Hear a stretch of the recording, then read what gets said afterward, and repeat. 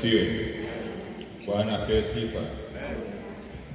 Somo letu linatoka katika kitabu cha Mambo ya Walawi mlango ule wa 14 mstari wa 21 hadi ule wa 32.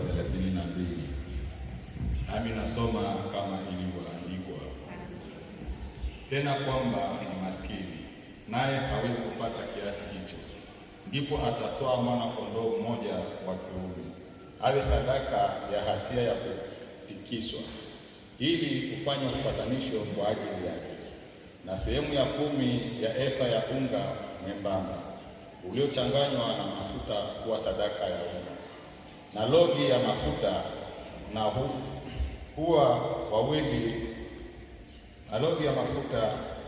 hua wawili au makida mawili ya njiwa, kama awezavyo kupata.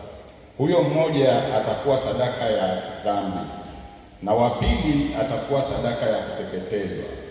Hata siku ya 8 atawaleta kwa kuhani mlangoni pa hema ya kukutania mbele za Bwana kwa ajili ya kutakaswa kwake, na kuhani atamtoa huyo mwanakondoo wa sadaka ya hatia na hiyo logi ya mafuta, naye kuhani atavitakasa viwe sadaka ya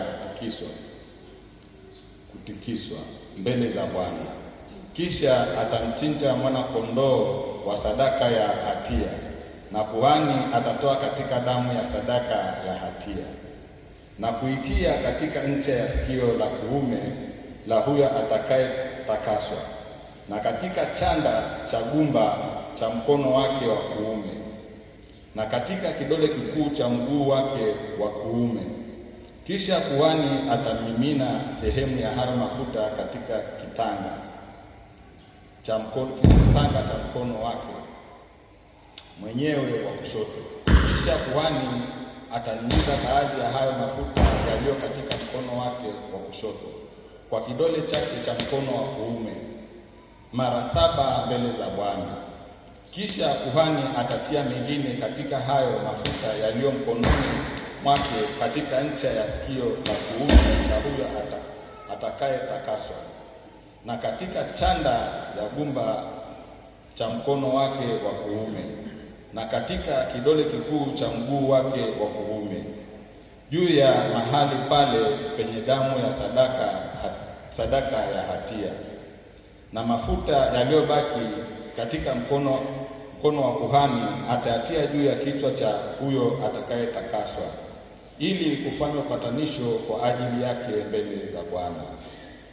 Kisha atasogeza hao hua mmojawapo au makinda ya njiwa mmojawapo kadri awezao kupata, hata kadri aliyoweza, mmoja kuwa sadaka ya dhambi na wa pili kuwa sadaka ya kuteketezwa, pamoja na sadaka ya unga.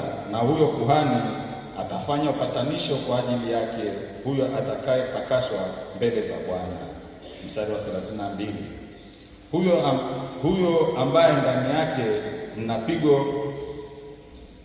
pigo la ukoma, ambaye hawezi kukipata hicho kipasacho kutakaswa kwake, sheria yake ni hiyo. Hilo ndio neno la Bwana.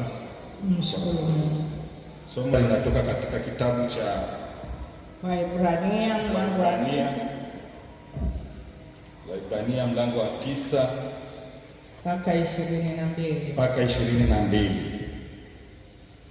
Lakini Kristo akiisha kuja, aliye kuhani mkuu wa mambo mema yatakayokuwapo kwa hema iliyo kubwa na kimilifu zaidi, iliyofanyika kwa mikono, maana yake isiyo ya ulimwengu huu, wala si kwa damu ya mbuzi na ndama, bali kwa damu yake mwenyewe. Aliingia mara moja tu katika patakatifu, akiisha kupata ukombozi wa milele.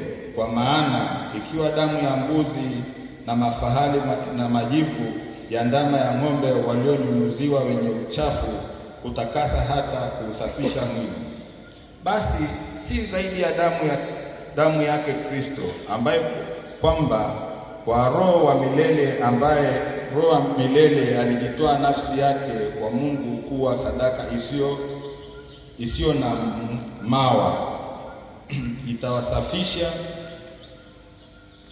dhamiri zenu na matendo machafu, mpate kumwabudu Mungu aliye hai.